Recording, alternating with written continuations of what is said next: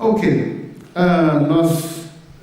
Nós, que eu digo eu, o pastor Vanderlei e algumas outras pessoas têm ministrado às quartas sobre a Bíblia, que o pastor escreveu em vários capítulos neste livro, que chama Novos Começos.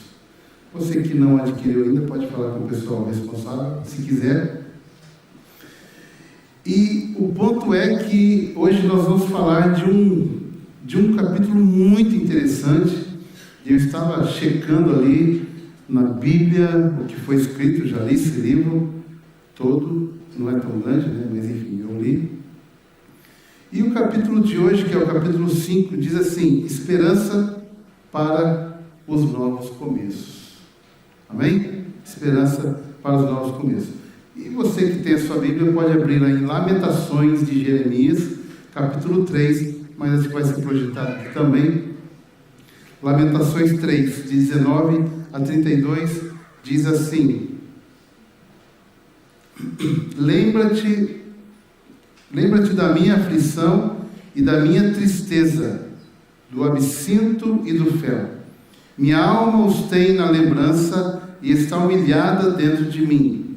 Isto eu recordo na minha mente, porque eu tenho esperança. Diga assim: eu tenho esperança. É pelas misericórdias do Senhor que não somos consumidos, porque as suas compaixões não falham. Elas são novas a cada manhã. Diga comigo: a cada manhã. Grande é a tua fidelidade. O Senhor é a minha porção, diz a minha alma. Portanto, eu esperarei nele. O Senhor é bom para aqueles que esperam nele, para a alma que o busca. Isto é bom, que um homem deva confiar e quietamente aguardar a salvação do Senhor. É bom para o homem que ele carregue o jugo na sua juventude. Ele senta-se sozinho e permanece em silêncio, porque ele carrega sobre si. Ele coloca no pó a sua boca, para que assim possa haver esperança. Ele dá a sua face para aquele que o golpeia. Ele está repleto de reprovação, pois o Senhor não o rejeitará para sempre. Embora ele cause a tristeza, ainda assim ele terá compaixão de acordo com a multidão das suas misericórdias. Amém. Glória a Deus. Esperança para novos começos. Irmãos, Lamentações de Jeremias, foi escrito por Jeremias, o profeta, que muitas vezes é chamado de o profeta chorão. Quem já ouviu? Profeta chorão. E eu estava pensando, pelo menos eu vejo essa alcunha como algo assim meio pejorativo. Ninguém gosta de ser chamado de chorão, né? A não ser aquele rapaz que já morreu, né? Eu lembro que eu era criança, sei lá, 7, 8 anos, e quando eu ficava nervoso assim, quando a minha mãe chamava atenção, me dava um nó assim na garganta, parecia que... E eu tinha que chorar. E a minha mãe falava assim: para de chorar, seu zóio de mina. Mina é onde escorre água, né? E aquilo lá me fez parar de chorar. E aí hoje, os meus irmãos falam: ele não chora mais. Não sei lá, às vezes eu choro, mas enfim. Então, aquilo ficou para mim como algo pejorativo. E eu estava pensando sobre Jeremias. Jeremias, ele viveu num momento muito crítico do povo de Israel. Ele viveu parte do seu ministério profético, foi um tempo antes do povo ser cativo por Babilônia. Então ele profetizava dizendo: olha, nós precisamos mudar a nossa postura, porque o Senhor vai mandar um povo do norte, se referindo ao povo da Babilônia, e nós seremos levados, e muitas pessoas morrerão ao fio da espada, e será terrível, e a economia do país vai desandar, e enfim, nós seremos exilados. E os profetas, ou os falsos profetas, diziam, não, isso não vai acontecer. Então ele sofreu uma perseguição por parte dos religiosos, por parte dos políticos dos seus dias, ele profetizando a verdade e outras pessoas profetizando a mentira. Por causa disso ele foi perseguido, foi açoitado, lançaram ele numa cisterna, ele ficou ali vários dias. Por fim, Nabucodonosor veio, levou Judá, porque o reino de Israel já não tinha mais, porque a Síria já tinha praticamente aniquilado o reino norte, o reino de Israel, e agora Judá estava sendo levada cativa, e ele vem então se cumprindo toda a sua profecia. Por fim, ele é deixado em Jerusalém, ele quer permanecer ali, Nabucodonosor deixou que ele ficasse, e ainda o levaram forçado para o Egito, onde ele morreu. E eu faço essa análise, essa introdução, para a gente entender que o choro de alguém, muitas vezes, ele é bem aquém da situação que ela está passando. E às vezes nós olhamos e nós minimizamos e até conjecturamos no sentido de que, não, está chorando demais, não é tudo isso. E é bom nós entendermos isso porque as experiências dos personagens bíblicos, sejam eles quais são, de um modo geral, eu até arriscaria dizer que sempre serve para nós de lições, de princípios, para que nós os pratiquemos ou não os pratiquemos, pois isso pode nos levar a um desvio da vontade de Deus. Então, quando você olha para a sua vida, para a sua família, para as lutas que talvez você esteja enfrentando nesse momento, você pode pensar assim, puxa vida, a minha luta é muito grande. E, de fato, a minha luta é maior do que a de qualquer um aqui.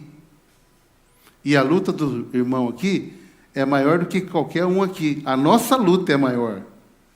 Por quê? Porque dói em nós mesmos primeiro. A minha dor, por mais que eu seja empático com você, primeiro eu sinto a minha dor. Isso é inevitável. E o capítulo deste livro ele está falando sobre nós termos esperança no momento de recomeço, ou de começos, ou de novos começos, se assim podemos dizer. Porque há momentos, há situações da nossa vida, no caminho que nós estamos trilhando, que muitas vezes nós paramos, então começamos novamente, e começamos de uma forma diferente, porque aquele jeito que estávamos fazendo não era um jeito saudável, não produziu frutos, não glorificou a Deus e tudo mais. E aqui o pastor Vanderlei, ele destaca dentro do texto que nós lemos que as misericórdias do Senhor se renovam quando? Toda manhã.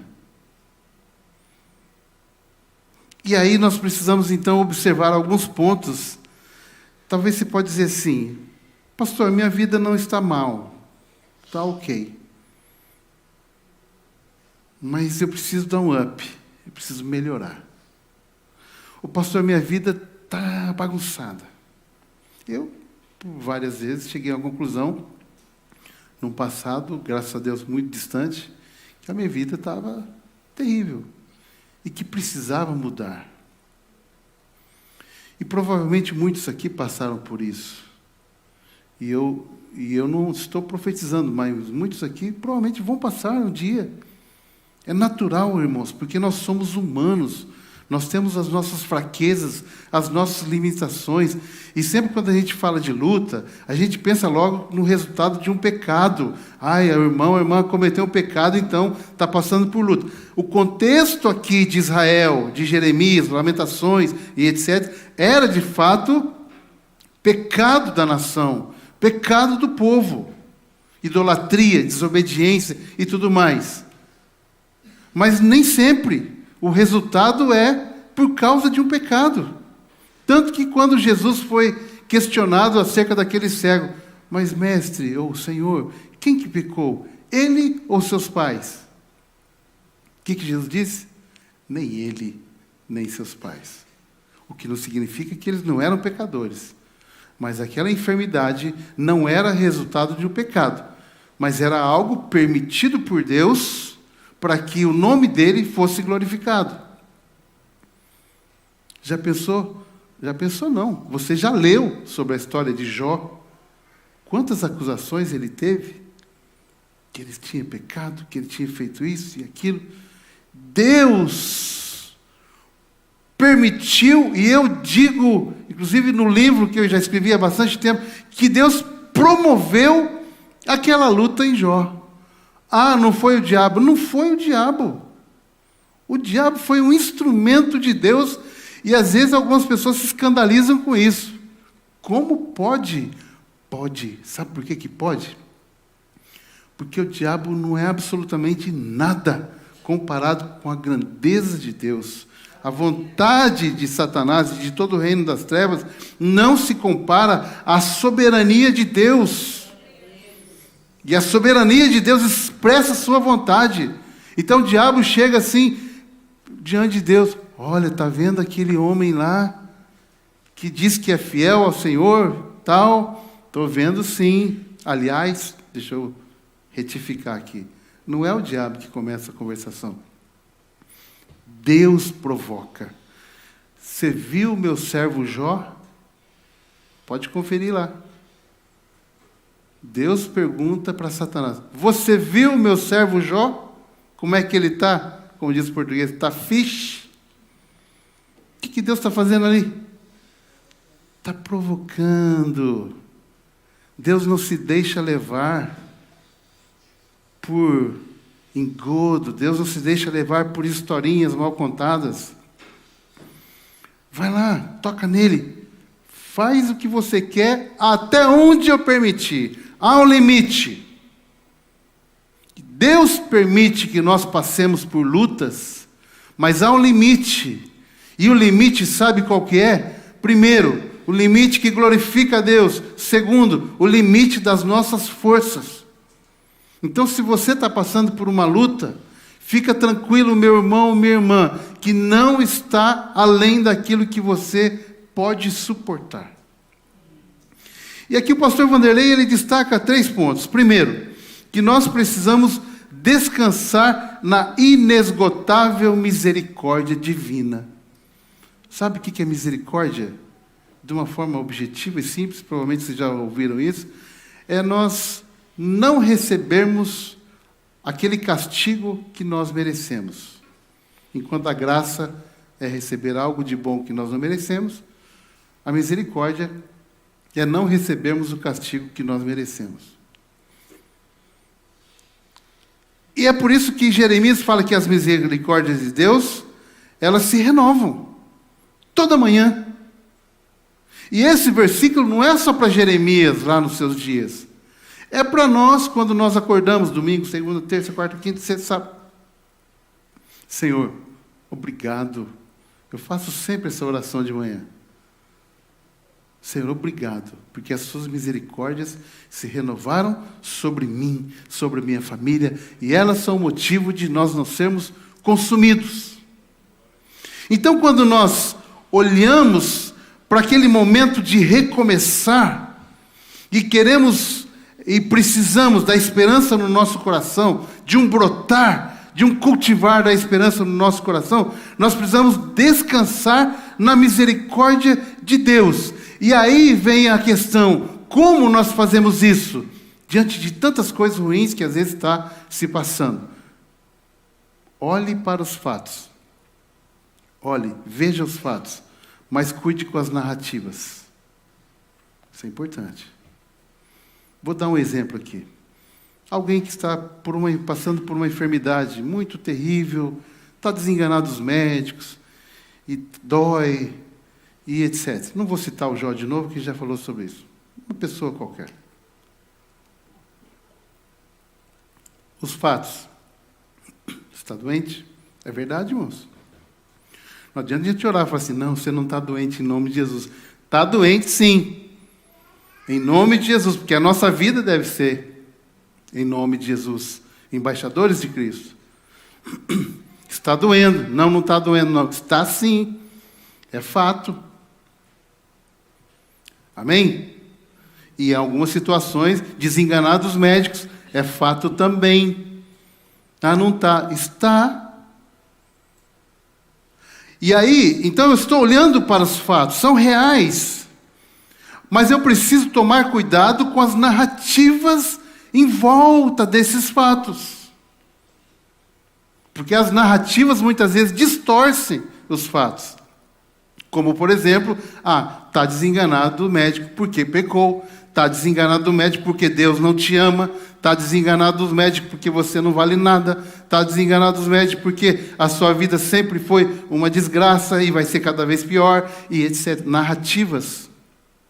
Narrativas falsas, em verdades que o reino das trevas, através de, muitas vezes, pessoas até próximas, trazem para o nosso coração, e nós precisamos cuidar com as narrativas. Então vamos olhar os fatos.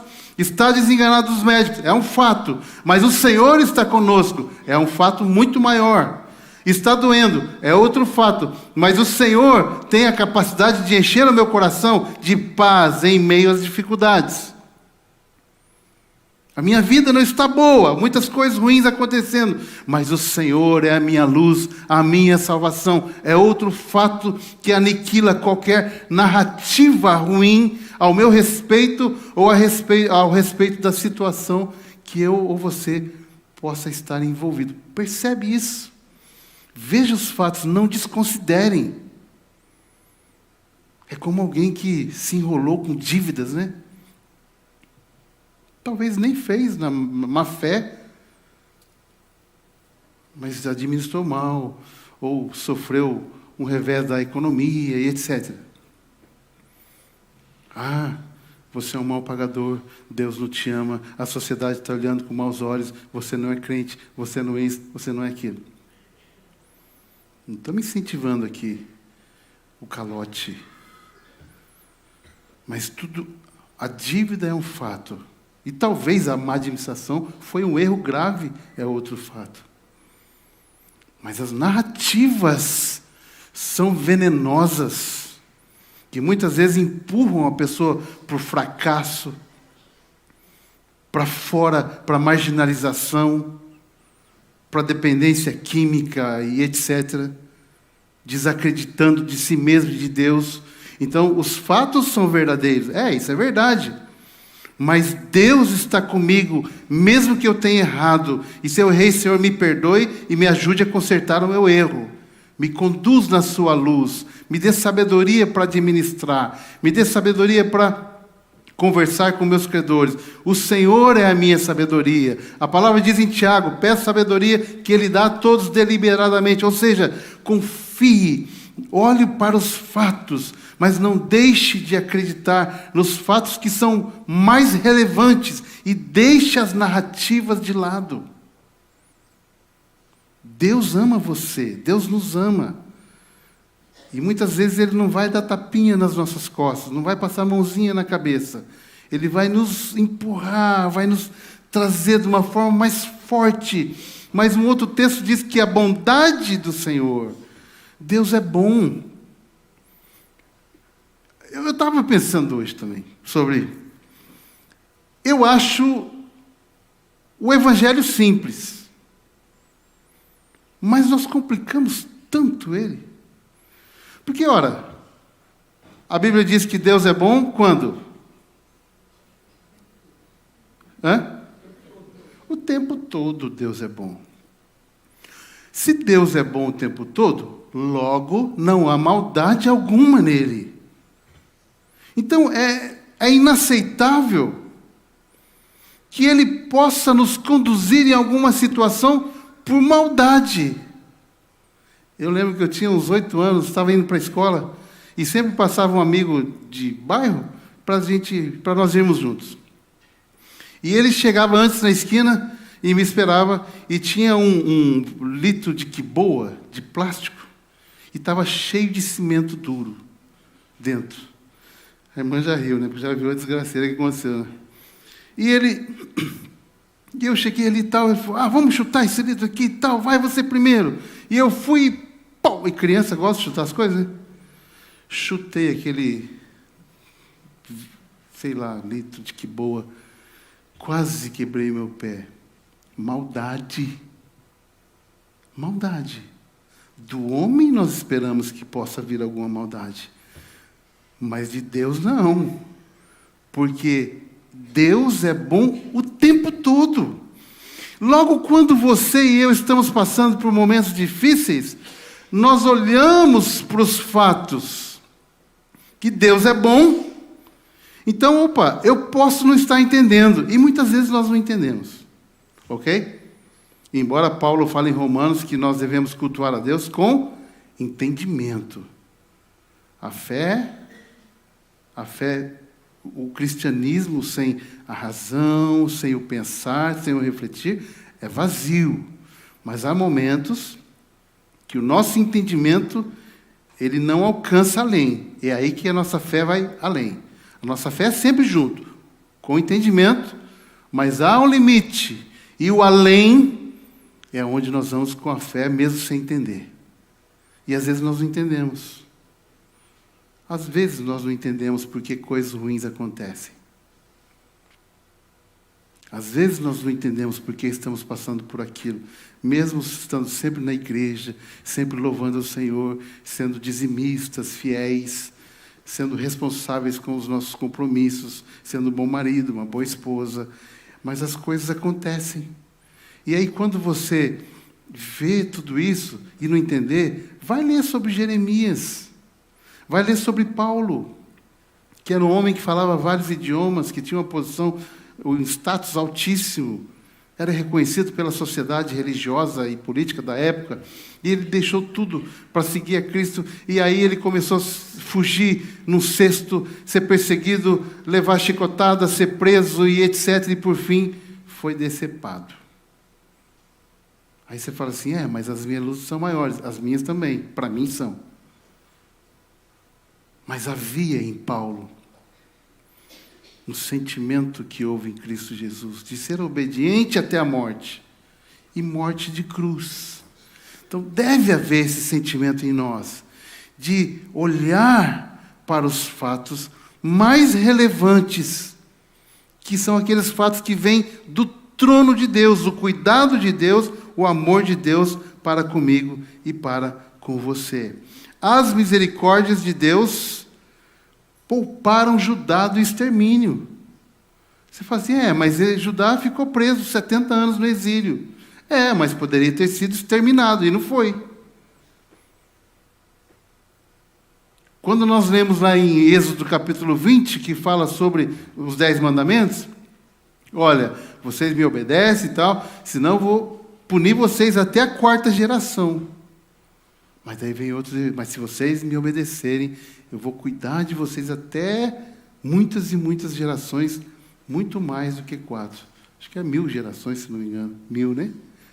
Então, 4.000. Olha a proporção, gente. E às vezes nós ficamos na dúvida. Essa é a minha pergunta, às vezes, por que nós somos assim? Deus nos ama de manhã, tarde e de noite. A Bíblia diz que Ele dá aos seus enquanto dormem. Você está dormindo, fazendo nada. E Deus está te dando. Está cuidando de você e de mim. Aí um momento que a gente passa por luta, a gente fala, Deus não me ama. Deus me ama. Aliás, eu amo um pouco a Deus, porque Ele me amou muito primeiro. Muito. Segundo, acreditar na infalível fidelidade de Deus. Lamentações 3:23 diz assim, grande é a tua fidelidade. E aí eu vou convidar você para fazer o seguinte, nesses momentos em que você precisa ter a esperança renovada no seu coração para um novo começo, que você confie, acredite na fidelidade de Deus, porque Deus é fiel. Como eu vou fazer isso, pastor? Veja o histórico. Você confia em alguém que você já pegou esse alguém em algumas mentiras? Mesmo que não seja muito. 2 mentirinhas. Não tem mentirinha, né? 2 vezes você pegou essa pessoa numa mentira. Você confia plenamente nela? Não. Sabe por quê? Porque há um histórico.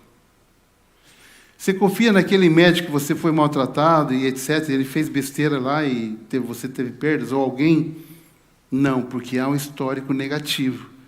E naquele médico que foi profissional, que cuidou de você, que fez o melhor, e que deu certinho os diagnósticos, que tratou, e você foi curado, ou alguém da sua família, você confia nele? Confia. Histórico. Quando alguém perguntar para você, eu preciso de um médico nessa área, você vai pensar logo nele. O doutor fulano de tal. Porque há um histórico positivo entre vocês. Há um histórico bom. Então, como confiar totalmente na fidelidade de Deus? Olhe o histórico que você tem com Deus. Quantas vezes Deus foi fiel a você? Ele só foi fiel, né? Nunca infiel. Quantas promessas que Deus fez a você que Ele não cumpriu? 0. Pode ter algumas promessas que você acha que foi Ele que fez. Isso acontece muito. Histórico, nós temos um histórico com Deus. Eu estava pensando ali enquanto cantava aquele Eu Navegarei. Que música antiga, né? Com uma roupagem totalmente nova, maravilhosa. A minha conversão foi em 88. Aí alguns jovens falam, meu Deus, esse homem está velho. Estou ficando. E a gente já cantava esse Eu Navegarei, né? Aquela versão mais gospel. Que ficou maravilhosa essa música. Havia um histórico, há um histórico ali, desde o comecinho, Deus cuidando de mim, tratando da minha família, me dando uma esposa maravilhosa, me dando filhos maravilhosos, e luta vem, e Ele está ali, e eu sou infiel, e Ele está ali, porque a minha infidelidade não anula a fidelidade de Deus, é isso que diz lá em Romanos, e Deus está cuidando. Eu estou aqui na aliança, e, aliás, nós vamos falar sobre aliança na próxima quarta-feira. Aliança, estou aqui com você, estou fiel, te prometi, está aqui. Eu falei, está aqui. Está escrito, está aqui. Fidelidade. Há um histórico seu com Deus e Deus com você. Não se preocupe com o histórico com os dos outros. O que Deus fez para você? Quantas vezes Deus estendeu a mão e diz assim, estou aqui. Estou aqui. É um histórico de Deus contigo. Por último, considerar a infinita bondade do Senhor. Bom é o Senhor para os que esperam por Ele, para a alma que o busca. E faz todo sentido esse texto. O Senhor é bom para todos. A Bíblia diz que o sol nasce sobre justos e injustos. A chuva cai sobre justos e sobre injustos. Mas a questão é que Deus estende a sua bondade e ela acaba por alcançar muito mais amplamente, abundantemente, as pessoas que esperam nele. E por quê? Porque esperam. Vou dar um exemplo. O pastor avisa que vai ter um banquete aqui no domingo, às 11 horas da manhã. É só um exemplo, hein? E aí você chega com fome, às 10. E tem uns pães ali que sobraram do pequeno almoço, e às vezes até uns pães que estavam aí uns 2, 3 dias ali, meio ruim já. Mas você está com fome. Você fala, não vou esperar nesse banquete não, estou com muita fome. Você vai lá e come o pão ruim. Come bastante, porque está com fome, né? Aí chega o banquete, 1 hora depois. Você não vai comer, porque você não esperou.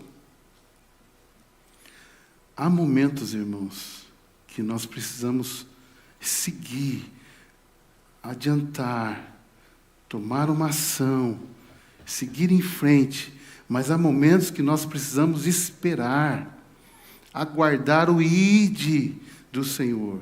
Moisés, quando estava saindo do Egito com o povo, à sua frente o Mar Vermelho, do lado não tinha para onde correr, e atrás o faraó com um monte de carro, um monte de soldados vindo ali, uma loucura.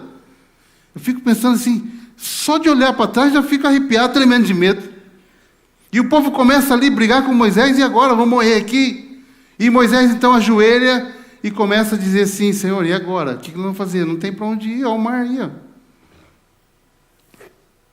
Moisés esperou, ele foi orar, e esperou uma resposta de Deus. A resposta veio rápido.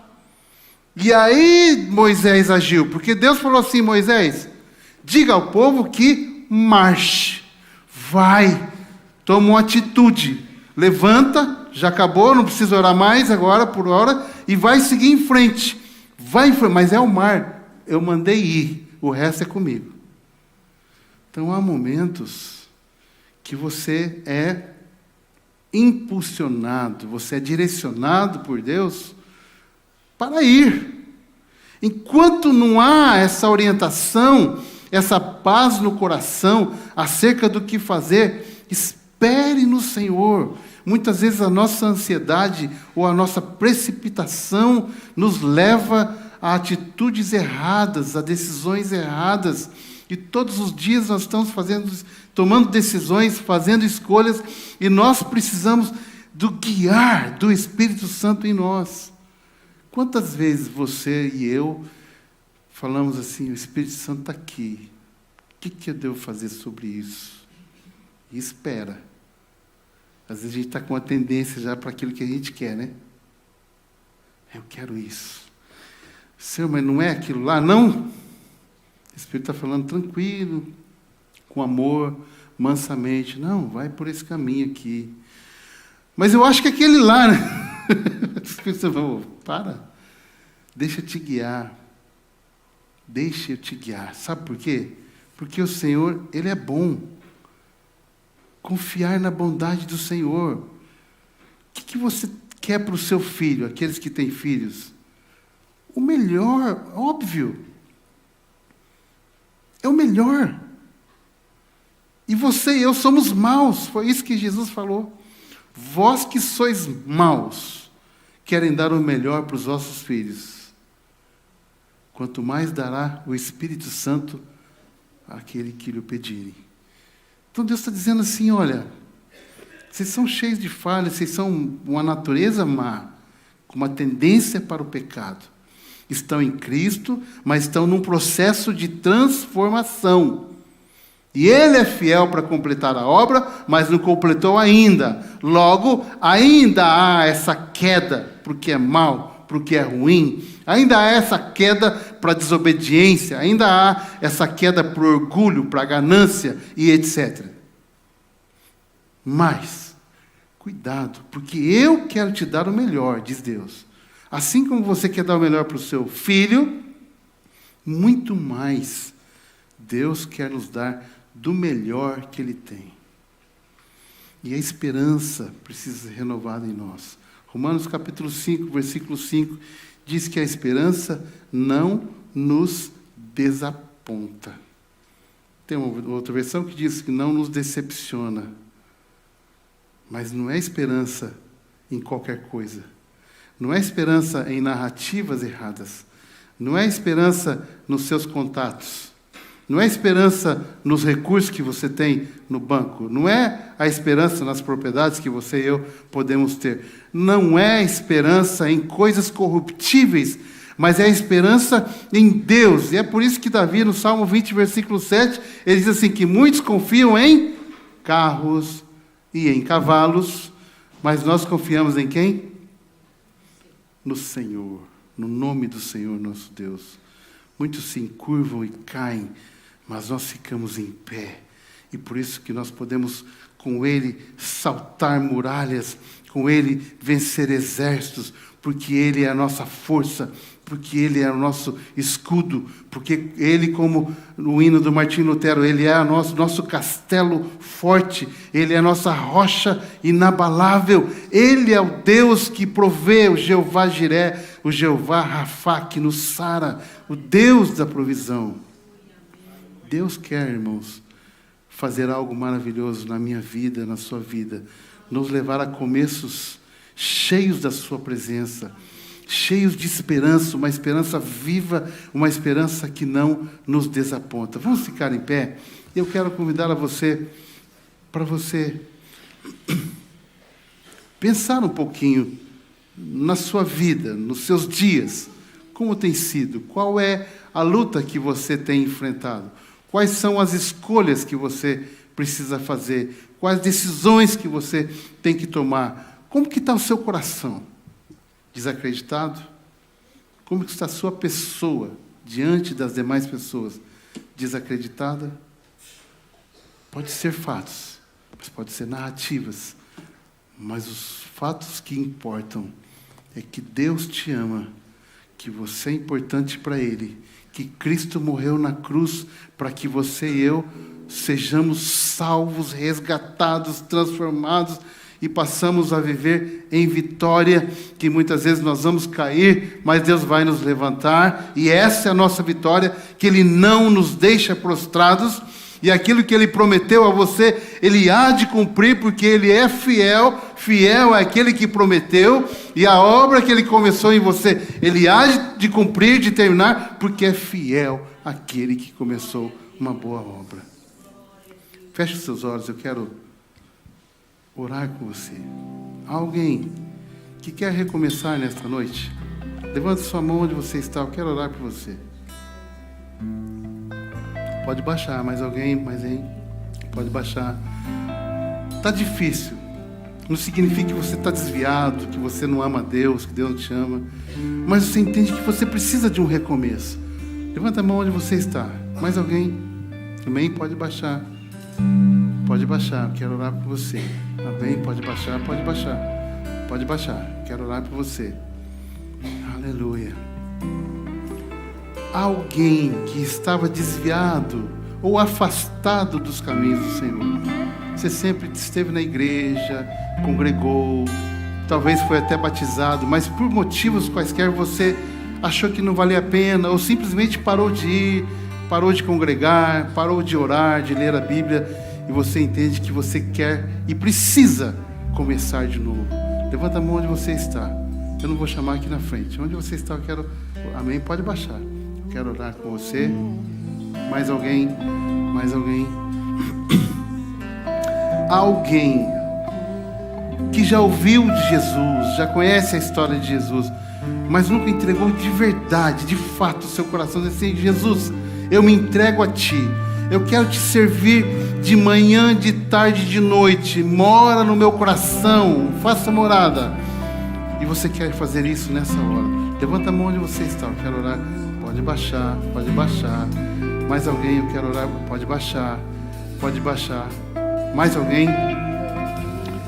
Essas pessoas que estão recebendo Cristo, eu vou chamar aqui à frente. Só essas pessoas. Pode ser? Você que está recebendo Cristo agora, diz: Jesus, entra na minha vida. Só vocês. Vem aqui à frente. Pode vir, irmã. Pode vir aqui à frente. A irmã lá atrás. Nós vamos orar com você. Amém. Por que eu estou chamando vocês aqui à frente? Para que a igreja, outras irmãs aqui se aproximem de você, ajudem vocês, incluam vocês num grupo de crescimento, para vocês conhecerem a palavra, estarem sendo acompanhados. 3 irmãs da igreja, bem rápido, junto com as irmãs aqui, para orar com elas, para abraçar essas irmãs, que elas possam perceber o abraço de Cristo através do abraço de vocês. Amém? Maravilha, maravilha. Olhem para mim aqui, vocês 3. Jesus está escrevendo os seus nomes no livro da vida. Amém? Eu não sei qual é o nome de vocês, não precisa nem me dizer, mas nesse momento Ele está escrevendo um nome diferente lá, que é um nome eterno. A Bíblia diz em Apocalipse que aquele que vencer, ele será escrito, terá um nome, uma pedrinha com o seu nome. É um nome novo, eu não sei que nome que é, mas o nome de vocês está sendo escrito agora no livro da vida. Sabe por quê? Porque Jesus morreu na cruz por vocês. Não há pecado que foi feito até aqui, cometido, que não possa ser apagado pelo sangue de Cristo. Há mais alguém que quer receber a Cristo agora, nessa noite? Aleluia. Digam comigo assim, vocês 3. Eu renuncio. Bem forte. Eu renuncio toda a obra das trevas, em nome de Jesus. Senhor Jesus, perdoa os meus pecados, entra no meu coração e faz morada para sempre. Eu sou tua e tu és meu. De novo, eu sou tua e tu és meu. Aleluia. Pai, eu oro por essas irmãs, porque a tua palavra e o sacrifício de Cristo as alcançou. Eu oro, Senhor, para que o Senhor dê força, que o Senhor realmente esteja levantando as suas filhas no caminho do Senhor, conduzindo no centro da tua vontade. O Senhor conhece os seus corações, que todo pecado agora sendo apagado na cruz do Calvário, nada mais vem acusar as suas mentes, os seus corações, mas que elas possam viver em liberdade, em nome de Jesus. Eu oro por essas pessoas que levantaram as suas mãos, entendendo que precisam de um recomeço. Ó Espírito Santo, tome posse dessas pessoas, encha com o teu poder, com a tua graça, com o fruto do Senhor, e faça uma obra poderosa, guiando, orientando, libertando, resolvendo, ajudando a resolver situações, curando enfermidades, trabalhando na sua autoestima, trabalhando, ó Deus, no seu coração, em nome de Jesus, o teu Filho. Graças a Deus e graças a Deus. Uma salva de palmas bem forte para Jesus. Louvado seja o nome do Senhor. Pode sentar, Deus abençoe. Aleluia. Sintam-se abraçadas pela igreja e por Jesus. Louvado seja o nome do Senhor. Glória a Deus.